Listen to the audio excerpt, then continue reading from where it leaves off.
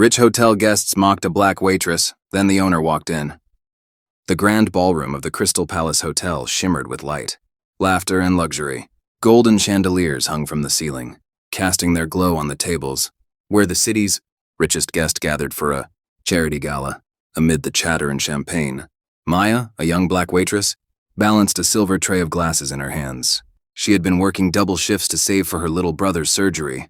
Her uniform was neat, her smile polite, but her eyes carried the weight of exhaustion. As she approached a corner table filled with high-profile guests, the laughter suddenly shifted toward her. "Careful," sneered Vanessa, a wealthy woman in a red gown. "Don't spill that. I doubt your salary could cover one of these glasses." The group laughed. Maya froze, her cheeks burning. She bowed her head slightly, whispering, "Sorry, ma'am." "Sorry?" chuckled Mr. Grant, Vanessa's husband. "Oh no, darling, don't apologize. It's not your fault you weren't born into class." The laughter grew louder. Maya forced a small smile, trying to stay professional, but inside her heart pounded. Every cruel word cut deeper. As she turned to leave, she heard Vanessa whisper, loud enough for everyone to hear, "I can't believe they let people like her serve here. Standards are really dropping." A couple nearby glanced over, uncomfortable, but no one said a word. The orchestra continued to play, as if mocking the silence that followed. Maya bit her lip, her hands trembling slightly. She thought of her mother's words, "Never let anyone make you feel small for who you are." But right now she felt smaller than ever. She took a deep breath, trying to focus on her work. Then she noticed a familiar figure, walking toward the hall, a man she had seen only once before. The hotel owner himself, Mr. Beaumont, known for his strictness and wealth.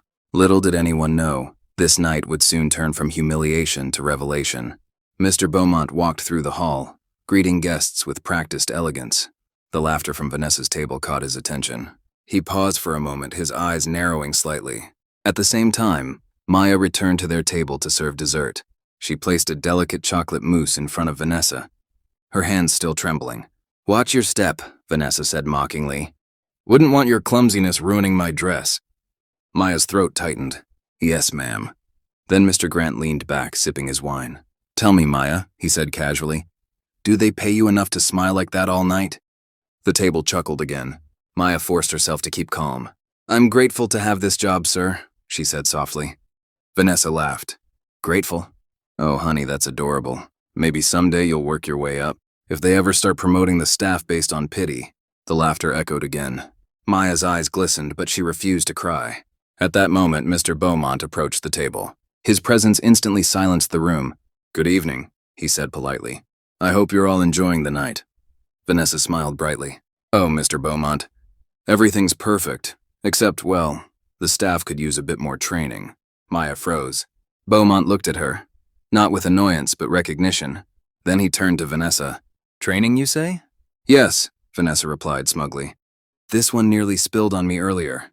I mean, she's clearly not used to serving people of our kind." A murmur spread among the guests. Beaumont's expression didn't change, calm, but unreadable. "I see," he said slowly. "Would you all mind if I share a small story before dessert?" Vanessa giggled.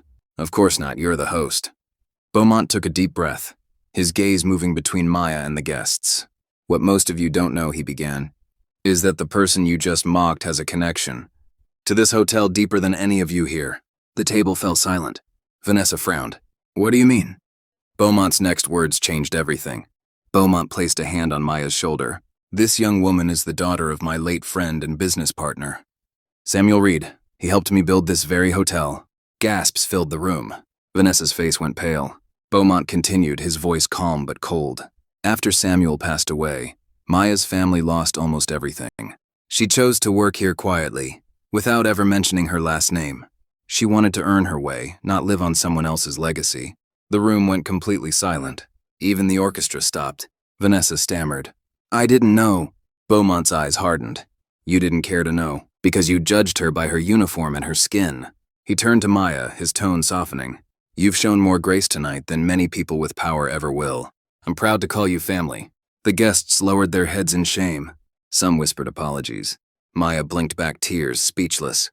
Beaumont looked around the table. "Let this be a reminder. Wealth may open doors, but character decides who's truly welcome inside." Then he turned to the band and said, "Play something uplifting." The music resumed. Vanessa and her husband quietly left the table, faces red with embarrassment. Maya stood still, her heart pounding not from humiliation this time, but from strength. The owner smiled. "Take the rest of the night off, Maya. Your father would be proud." She nodded, whispering, "Thank you, sir." As she walked through the golden hall, her head held high, the words echoed in her heart. Respect has no color, only humanity does.